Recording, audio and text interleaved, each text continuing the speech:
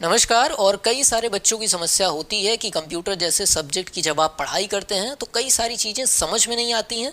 और अगर मान लीजिए किसी तरीके से आपने उसको समझ भी लिया है तो लंबे समय तक चीज़ें नहीं याद रहती। कंप्यूटर जैसा सब्जेक्ट कुछ ही दिन में आप दोबारा देखें तो काफ़ी चीज़ें भूल जाती हैं। तो इसका सॉल्यूशन क्या है, यही समझने की यहाँ पर कोशिश करेंगे, क्योंकि बहुत सारे बच्चे ऑफलाइन क्लासेस में भी और ऑनलाइन क्लासेस में भी ये सवाल पूछते हैं कि सर कंप्यूटर किस तरीके से पढ़ें कि ये लंबे समय तक हमें याद रहे। तो चलिए, इसके लिए हमने 5 पॉइंट बनाए हैं जो इफ़ेक्टिव रहेंगे काफ़ी आपकी पढ़ाई को 100% इम्प्रूव करने के लिए। जिसमें पहला पॉइंट ये है कि आप बहुत जगहों पर पढ़े भी होंगे कि कंप्यूटर जैसी सब्जेक्ट जो कि प्रैक्टिकल बेस्ड नॉलेज पर एकदम डिपेंड करती है, उसमें प्रैक्टिकल पे ज़्यादा जोर देना चाहिए। लेकिन यहाँ पर मैं इसको थोड़ा सा क्लियर करूँगा। कंप्यूटर ऐसा ही नहीं है कि सिर्फ समझना ही समझना है। कंप्यूटर में कुछ चीज़ें रटने वाली भी होती हैं जो कि बहुत सारे लोग नहीं समझते। जैसे मान लीजिए कोई टेक्नोलॉजी है, इसको किन्होंने बनाया है, या कब ये किस सन में आया है, या इसमें क्या क्या पार्ट्स होते हैं। तो कुछ चीज़ें तो रटने वाली हैं, उसको रटनी ही पड़ेंगी। उसको समझने या उसमें कोई लॉजिक लगाने, उसमें आप कोई फार्मूला लगाने की कोशिश मत करिए कि शॉर्ट फॉर्म में याद कर लीजिए, उसके लिए कोई और ट्रिक बना रहे हैं याद करने के लिए, ये सब मत अपनाइए।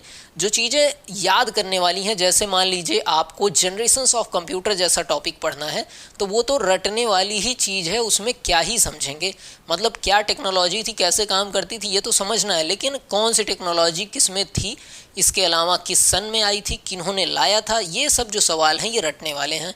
तो इसमें कॉन्सेप्ट मत लगाने की कोशिश करिए। जो चीज़ें सिंपल हैं उसको सिंपल ही रहने दीजिए। तो पहली चीज़ तो ये हो गई कि जो चीज़ें याद करने वाली हैं उसको समझने की कोशिश मत करिए, और जो समझने वाली हैं उसको रटने की कोशिश मत करिए। तो ये डिफ्रेंसिएशन होना ज़रूरी है बच्चे के दिमाग में कि जो टॉपिक हम पढ़ने जा रहे हैं वो किस तरीके का टॉपिक है।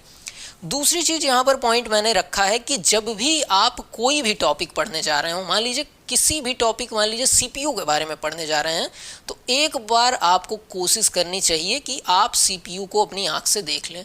या नहीं भी उस चीज़ को देख सकते हैं तो यूट्यूब पे तो अब सब कुछ मिल ही जाता है, तो वहाँ पर आप देख लीजिए कि सीपीयू क्या होता है। फिर उसकी जब आप पढ़ाई करेंगे तो आपको आसानी से समझ में आ गई। लेकिन अब बहुत सारे बच्चे सोचेंगे सीपीयू तो छोटा टॉपिक है। मान लो आप आईओटी पढ़ने जा रहे हो, तो पहले आप आईओटी डिवाइसेस सर्च करो कि आईओटी जैसी टेक्नोलॉजी, इंटरनेट ऑफ थिंग्स जैसी टेक्नोलॉजी आज के समय में कहाँ पर यूज़ में आ रही है।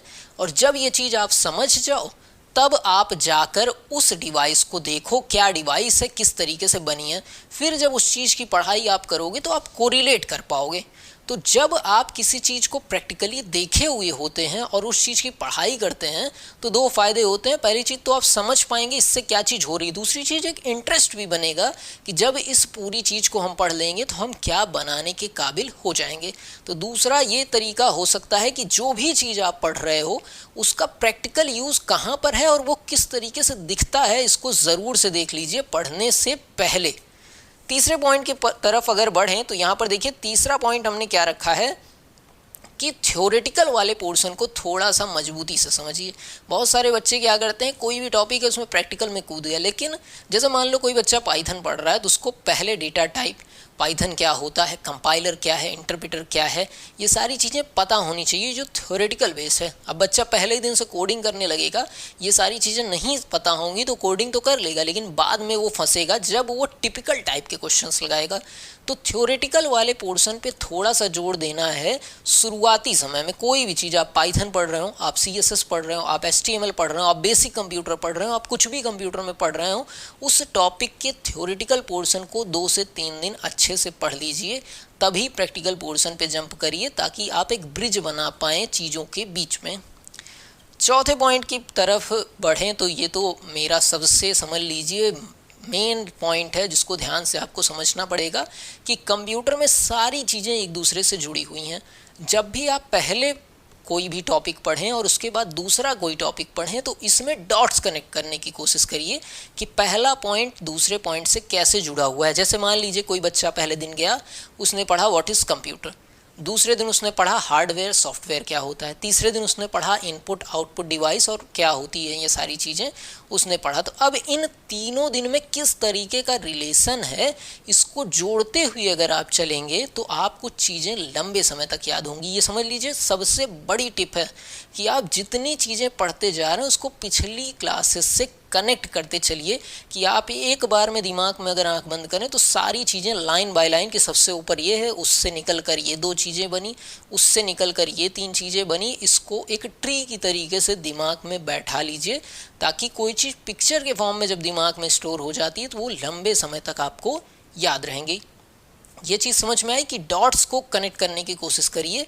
हर टॉपिक एक दूसरे से जुड़ा है, कोई भी तरीके की कंप्यूटर की पढ़ाई अगर आप कर रहे हैं तो। इसके बाद 5वें पॉइंट की तरफ बढ़ें तो 5वां पॉइंट हमारा ये है कि अपने सारे रिसोर्सेज को आपको समझना होगा कि आपके पास किसी भी पढ़ाई को करने के लिए क्या क्या रिसोर्सेज हैं। जैसे मान लीजिए कोई टीचर हो सकते हैं, कोई नोट्स हो सकती है, कोई यूट्यूब चैनल हो सकता है या कोई मेंटर हो सकता है। आपके पास क्या क्या रिसोर्सेज हैं इसको अच्छे से समझ लीजिए ताकि आप उनका अच्छे से उपयोग कर पाएँ।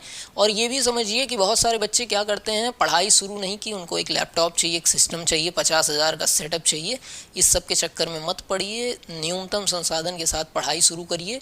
हमारा पहला सिस्टम तब आया था जब हम कोचिंग में पढ़ाना शुरू कर चुके थे, 6-7 महीने में पढ़ा चुका था, तब पहला मेरा पर्सनल कंप्यूटर आया था। तो पढ़ने के लिए तो मैंने कंप्यूटर ख़रीदा ही नहीं था। तो आप भी ये चीज़ समझ लीजिए कि अगर आप पढ़ना चाहते हैं, सीमित संसाधन के साथ पढ़ाई हो सकती है, उसके लिए बहुत ज़्यादा खर्चा करने की ज़रूरत नहीं है कि कंप्यूटर पढ़ना चाहते हैं तो कंप्यूटर पहले ही दिन आप ख़रीद लीजिए। तो ये कुछ टिप्स थी जो हमने देने की कोशिश की, उम्मीद करते हैं आपके काम आएगी। अगर पसंद आई हो तो वीडियो को लाइक, चैनल को सब्सक्राइब ज़रूर कर दीजिएगा। मिलते हैं अगली वीडियो में, तब तक के लिए नमस्कार, जय हिंद।